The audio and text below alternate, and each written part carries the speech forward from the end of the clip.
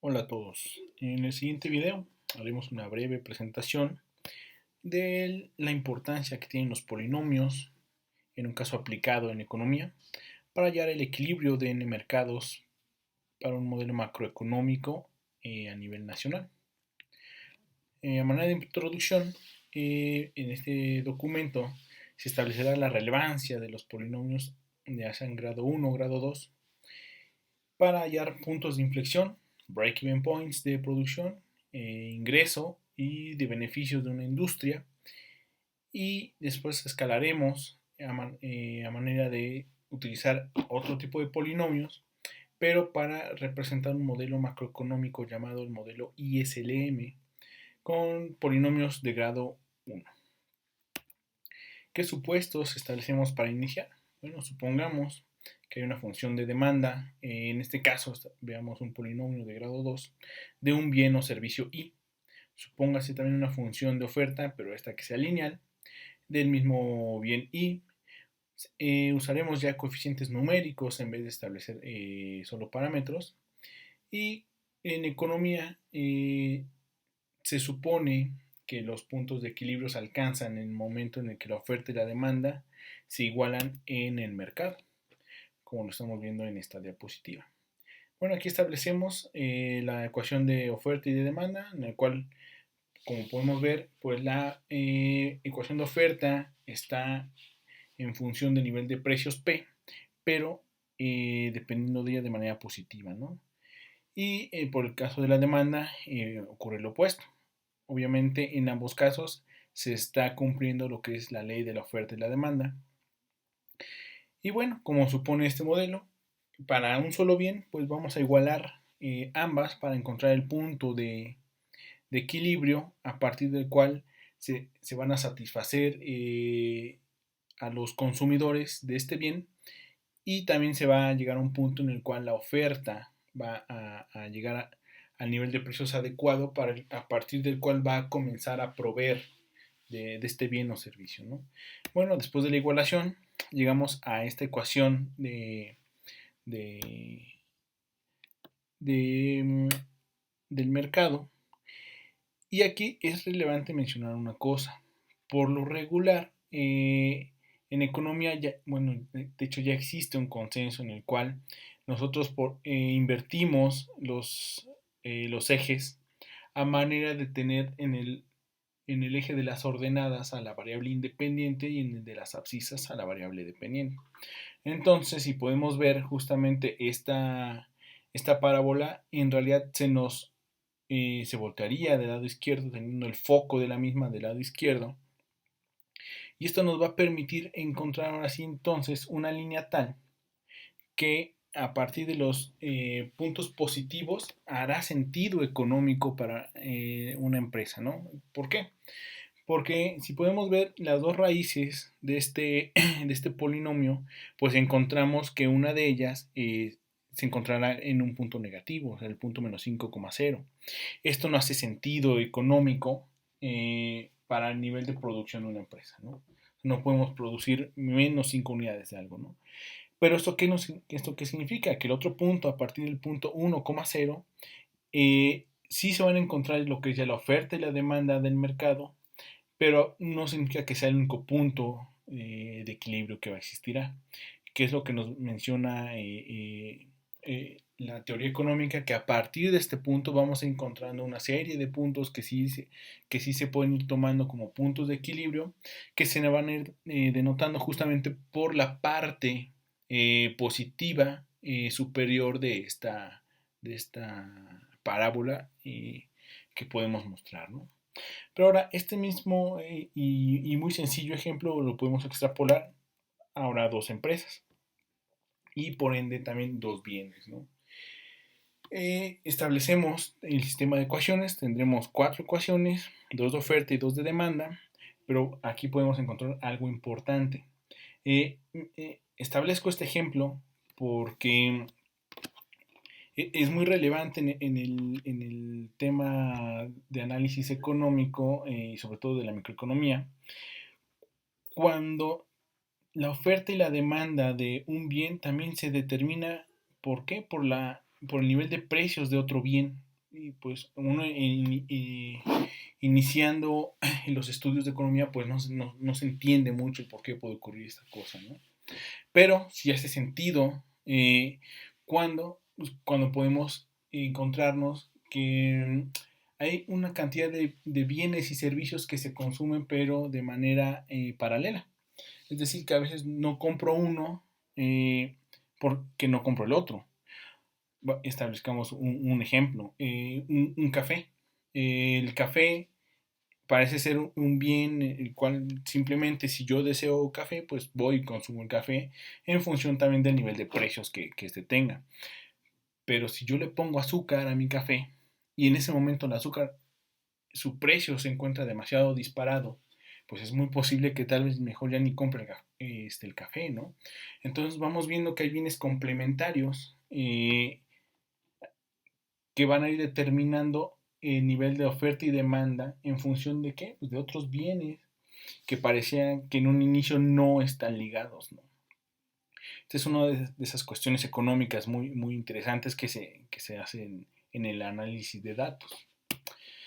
Bueno, entonces tenemos nuestros dos mercados con las dos empresas y como mencionamos al inicio, ya establecemos de inmediato ya no los parámetros, sino ya ponemos los números de los coeficientes a manera de poder llegar a encontrar los puntos de equilibrio de los mismos, ¿no? ¿Qué es lo que pasa? Bueno, si ya establecemos de inmediato a través del manipuleo algebraico el nivel de P1 y P2, como podemos ver, van a estar en función justamente de los coeficientes que teníamos al inicio de las ecuaciones establecidas, vamos a llegar a que los niveles de precio de equilibrio serán 52 cuartos y 92 cuartos, perdón, 52 catorceavos y 92 catorceavos.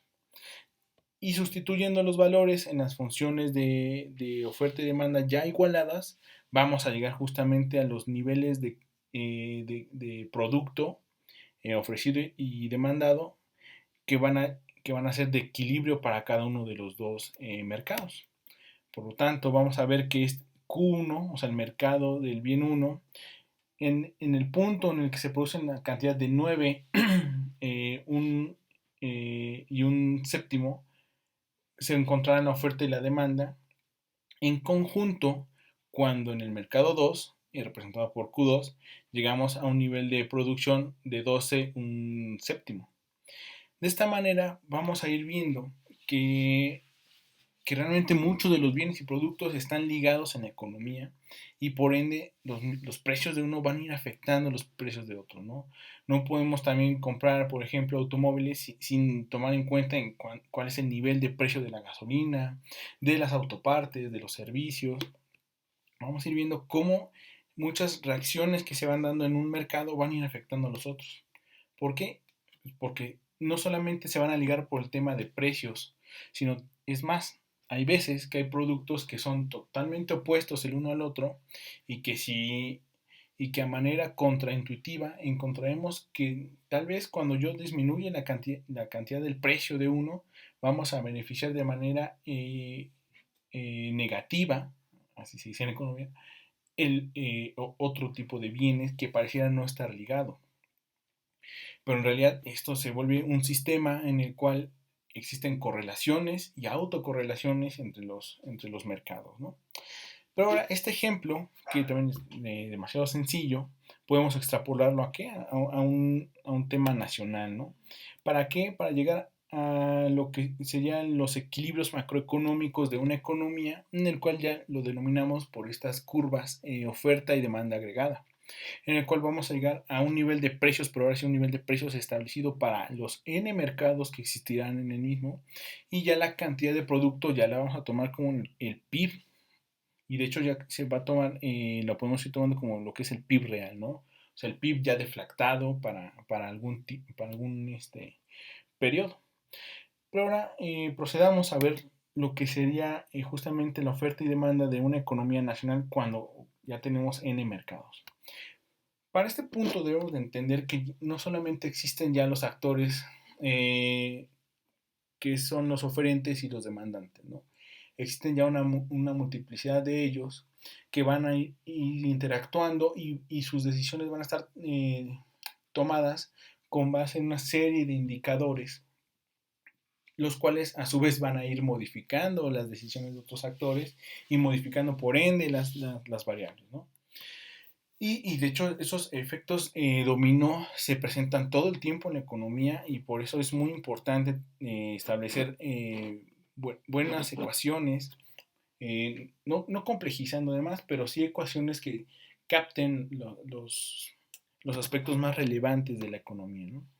Para este modelo, vamos a ver que aquí, bueno, Y ya va a estar representando el nivel de producción de la economía o de ingreso, como se considera también en la teoría económica, y va a estar determinado principalmente por las siguientes variables: el consumo, la inversión, el gasto de gobierno, las exportaciones y restando las importaciones. ¿Esto qué es lo que nos va a dar? El nivel total de producción que se da en un territorio geográfico. En este caso, imaginemos México, ¿no? El consumo, por su parte, lo podemos dividir en dos. El consumo autónomo, que es C sub 0, el cual, y es un consumo que tenemos que realizar los humanos ya de facto, ¿no? Es decir, pues, alimentos, medios de transporte, o sea, cosas que no podemos dejar de consumir, si no podríamos simplemente morir, ¿no? Y otra parte del consumo que le llamaremos C sub I, pero que va a estar en función de Y, del mismo Y, o sea, del ingreso. Es decir, entre más ingresos yo tenga, pues mayor cantidad de consumo voy a establecer, ¿no? Es decir, ya vamos a ver que nuestro consumo total lo vamos a poder partir en lo que es el consumo autónomo, el primero que mencionamos, más ya un consumo adicional que va a ir creciendo o decreciendo en función de cuál sea nuestro nivel de ingresos. Pues podemos reescribir de nuevo la primera ecuación y despejando Y vamos a llegar a la ecuación 14 comita, en la cual vamos a ir viendo cómo realmente ya el nivel de producción de la economía sí sigue estando en función de las mismas variables, pero vamos a ir viendo cómo esta división de polinomios va a ir afectando realmente la concepción que tenemos del ingreso y cómo se va dando a nivel de producción escaño por escaño o elemento por elemento que compone la Y. Este modelo en sí es la base para ir entendiendo lo que más adelante en economía se llamó el modelo ISLM. Que este modelo, ¿qué es lo que hace? Ya tomar ahora sí lo que era este modelo inicial, ya contemplando una diversidad de actores, pero que le va a adicionar el mercado de dinero. ¿Por qué? Porque ninguna de todas las transacciones que realizan los humanos pues se puede dar sin el dinero, ¿no? Pero el dinero no solamente son monedas y billetes, el dinero son depósitos en efectivo, son cheques, son depósitos y transferencias electrónicas que ya no son físicos, ¿no? Son medios electrónicos y digitales, pero que ellos también van a estar en función de una variable importante para la economía, ¿no? Y de hecho lo escuchamos a diario casi en las noticias, y sobre todo en las noticias económicas, la tasa de interés. Imaginen ustedes, aún siendo un consumidor y más siendo un inversionista, o sea, que estemos afectando la C y la I, que te dijeran, ¿sabes qué? Si tienes un ahorro, o sea, una parte del consumo que perdón, de tu ingreso que no consumiste, pues tienes un excedente. Y si te dicen, oye, ¿sabes qué? En este momento van a subir las tasas de interés, pues mejor metes ese dinero sobrante a invertir. Entonces intercambias consumo actual por consumo futuro, pero ese consumo futuro tiene que ser más grande que el consumo actual, ¿no? Entonces, este modelo, el ISLM, aunque se utilizó sobre todo en los años 40 del siglo pasado, no deja de ser un modelo que se enseña en la economía hoy a estudiantes de licenciatura. Sobre todo, ¿por qué? Porque aún siendo un modelo sencillo, no deja de ser poderoso y sobre todo te da una gran intuición de cómo se manejan las principales variables macroeconómicas de un país, ¿no? Y de nuevo, pues atendiendo a los principios de la economía, pues en el punto en el que la curva IES, que representa la oferta y la demanda agregada de bienes y servicios, y la curva LM, que representa el mercado de dinero, cuando estas ambas se encuentran en un punto, llegamos de nuevo a un punto de equilibrio de la economía. Bueno, ¿cuál es la forma en la que se van a ir relacionando estas curvas? Bueno, la manera más sencilla en la que se muestran es estableciendo primero gráficamente en el eje de las ordenadas lo que es la tasa de interés, que va a afectar, como ya mencionamos, el nivel de consumo y el nivel de inversión, y vamos a graficar en el eje de las X lo que es el nivel de producción nacional de la economía. Bueno, la curva YS, aquí la podemos representar con Z, que justamente retoma las variables iniciales que se toman pero como autónomas, ¿no? Lo que es el consumo, más la inversión y el gasto del gobierno, que creo que a este momento lo había mencionado, pero eso es otro de los factores ya relevantes en la economía, a través no solamente de política pública o política económica, ¿no? Sino también a través de que ejerce gasto, ya sea en infraestructura social, carteras, caminos, puentes, etcétera, ¿no? Ese gasto, aunque no es el más grande del PIB, por lo regular en un país, no deja de ser relevante y suma a la identidad, ¿no? Bueno, aquí vamos viendo que justamente que Z, como lo mencionamos, establece lo que es la demanda agregada, el C el consumo, la I la inversión privada, G y la G, perdón, el gasto de gobierno. Esta misma curva, bueno, como lo mencionamos también hace un momento, simplemente haciendo unos despejes podemos llegar a obtener lo que en este momento llamaremos ZS, y que significa que es el ahorro. ¿Qué es el ahorro? Pues justamente lo que mencionamos. La parte del ingreso que obtienes, pero que no gastaste, pues justamente se va a volver ahorro. Por lo tanto, pues el ahorro ahora va a ser idéntico a lo que va a ser la inversión más el gasto de gobierno. En una economía en la que no podemos todavía sacar nuestro dinero del país, se conoce como una economía cerrada. Entonces justamente pues todo lo que yo voy a ahorrar al final pues se va a volver inversión, ya sea que lo tenga, ya sea que lo haga directamente yo en la compra de acciones o CETES, etcétera, o si yo simplemente lo tengo guardado en el banco, el mismo banco tomará ese dinero y lo va a prestar a otros consumidores, ¿no? Para lo cual para el banco se convierte en un activo y por ende en una inversión. Bueno, haciendo también el manipuleo de la misma ecuación y haciendo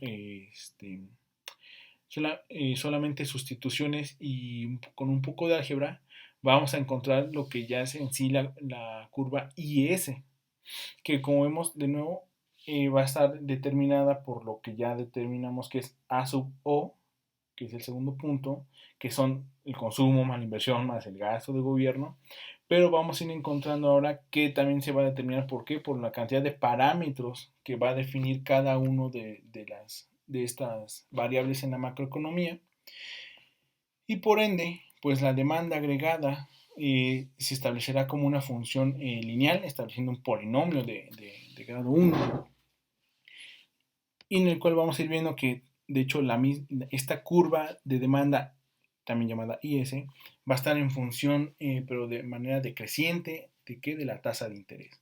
¿Por qué? Porque si contiene el consumo más la inversión, pues estos, entre mayor sea la cantidad de la tasa de interés, pues ¿qué vamos a hacer? Como mencionamos hace un momento, vamos a destinar mayor cantidad del consumo que no realicé, o sea, de ese ahorro que tengo lo voy a meter justamente a invertir. Pero si yo estoy disminuyendo entonces C, pues por ende va a disminuir la cantidad de Y. Y lo mismo va a ocurrir con la I. Todos los inversionistas, si incrementa la tasa de interés, por ejemplo, de los CETES, pues van a destinar mayor cantidad a comprar CETES en vez de incrementar el producto a través de empresas o de incrementar su planta productiva, ¿no? Ahora, la curva LM, como les mencionaba hace unos momentos, la curva LM nos establece ya lo que es el equilibrio del mercado de dinero. Este equilibrio, para no extendernos tanto, principalmente lo que nos dice es que la masa monetaria que va a existir en una economía va a estar en función del nivel de precios, de la cantidad de circulante, que son monedas, billetes, depósitos en efectivo, etcétera, y electrónicos, perdón, y obviamente determinado por qué, por la tasa de interés, que es lo que va a hacer que yo invierta o no invierta, compre o no compre CETES, ¿no? Es decir, pues son en dos mercados como tal que los vamos a fusionar para encontrar el equilibrio de producción de una economía. Y esta ecuación es más sencilla de entender. Podemos ver que despejando lo que es la tasa de interés, vamos a encontrar justamente la relación negativa con MP, donde M es la masa monetaria, o sea, todo el dinero, dividida por nivel de precios, porque la inflación ya va jugando un papel relevante ya en este modelo, y, y coeficientes K y H, que son medidas de sensibilidad que se va a tener del dinero en función de cuánto ingreso tengas y de qué tanto aversión o no tienes aversión al riesgo tienes para crear inversiones de mayor riesgo, ¿no? Es decir, entre más grande sea, por ejemplo, la tasa de interés, pues voy a disminuir la cantidad de circulante en la economía, que de hecho es parte de lo que se llama política monetaria que hace el Banco de México. Al incrementar tasas de interés, se dice coloquialmente que se está sacando dinero de la economía, ¿no? Es decir, ese dinero ya no se vuelve dinero productivo, sino se vuelve dinero especulativo a la hora de invertir en CETES, ¿no? Aunque es el tipo de inversión más segura, pero también te genera menor cantidad de rendimiento, ¿no? Entonces esta curva, vamos a ver, bueno, esto ya lo mencionamos, que vamos a encontrar un polinomio que también va a ser hasta este punto desde grado 1 y nos vamos entonces a encontrar más a la hora de unir el mercado de bienes y servicios con el del dinero, que alcanzaremos el nivel de equilibrio de la economía, de hecho es el nivel macroeconómico de óptimo, en el cual a ese nivel de tasa de interés y aunque no esté graficado, el nivel de precios ya está establecido justamente allá adentro en la LM y el nivel de ingreso de las familias está establecido dentro de la curva IS. Es decir, pudimos ver cómo sí fusionamos dos mercados, pero son dos mercados de N cantidad de bienes, ¿no? Como les mencionaba, este modelo se ve demasiado sencillo, en efecto lo es. Hace mucho tiempo no se utiliza para hacer política económica, ya sea modelos infinitamente más sofisticados, pero este modelo nos deja ver justamente la utilidad que tienen los polinomios aún siendo de grado 1 para cuando tienen algún tipo de aplicación y sobre todo en este tipo de modelos macroeconómicos, ¿no? Nos deja ver que el entender en un principio todos los supuestos algebraicos que tienen los polinomios, al final sí se pueden utilizar en gran cantidad de campos y en la economía se utilizan en la macro, en la micro, en la teoría del crecimiento económico, de largo plazo, para hacer también muchas series de tiempo, etcétera, ¿no? Para el uso de la econometría, por ejemplo. Entonces vamos a llegar a esta simple gráfica, en la cual de hecho las decisiones de todos los actores están incluidos en este simple y ya no gráfico, ¿no? Todos los actores de la parte privada los vamos a ver insertos en lo que es la IS y toda la parte gubernamental, ya sea Banjico, más gobierno la vamos a ver inmersa en lo que es la LM. Determino simplemente, al parecer, solo por tasa de interés, pero como ya mencionamos, está dentro del nivel de precios en la LM, ¿no? Bueno, ¿cuáles son los puntos relevantes de estos polinomios para la economía nacional? Bueno, como se estableció ya con la anterioridad, la utilidad es muy amplia y de gran calado, ¿no? En la economía, las aplicaciones pues son demasiadas. Simplemente ahorita establecimos uno de los muchos modelos macroeconómicos que se tienen, en el cual se utilizan los polinomios ¿Por qué? Porque nos permiten fusionar mercados, como lo acabamos de ver, ¿no? Como el mercado de bienes y el mercado de dinero. Y de hecho también nos permiten hacer diferenciaciones entre el corto y largo plazo, ¿no? La manipulación de estos mismos nos va a permitir también determinar niveles óptimos, no solamente a nivel macro y micro, ¿no? Sino también a nivel meso. Vamos a entender también hasta el comportamiento de un solo agente con este tipo de herramientas matemáticas, ¿no? Finalmente, pues este modelo es muy utilizado, como lo mencioné, ya hace algunas décadas, porque es sencillo y limitado en la parte de la complejidad que tiene como herramienta matemática, pero lo importante es la parte predictiva, ¿no? La parte de ir comprendiendo cómo se van a ir moviendo ciertas decisiones por ciertos actores en función de ciertas variables y ciertos parámetros que va a tener la economía, ¿no? Y a manera de conclusión, bueno, pues los polinomios, independientemente del grado, son construcciones algebraicas potentes. En el campo de la economía, su utilidad ha sido fundamental para la formalización y experimentación de las variables macro y microeconómicas, tanto de largo como de corto plazo. Y finalmente, pues la aplicación derivado de los principios de manipulación algebraica que pueden tener este tipo de constructos, pues le da en particular a la economía la libertad de complejizar distintos modelos y explicar el comportamiento económico en un mundo real. Por ende, pues los polinomios permiten agregar diversas variables al análisis para hacer más adelante ¿qué? Pues proyecciones de las mismas y cómo se van a dar los ciertos comportamientos y hacer desde política económica hasta establecer presupuestos gubernamentales en cámaras de diputados, por ejemplo, ¿no? Y pues bueno, eso es todo por ahora. Espero haya sido clara la explicación y son bienvenidos todos los comentarios. Muchas gracias.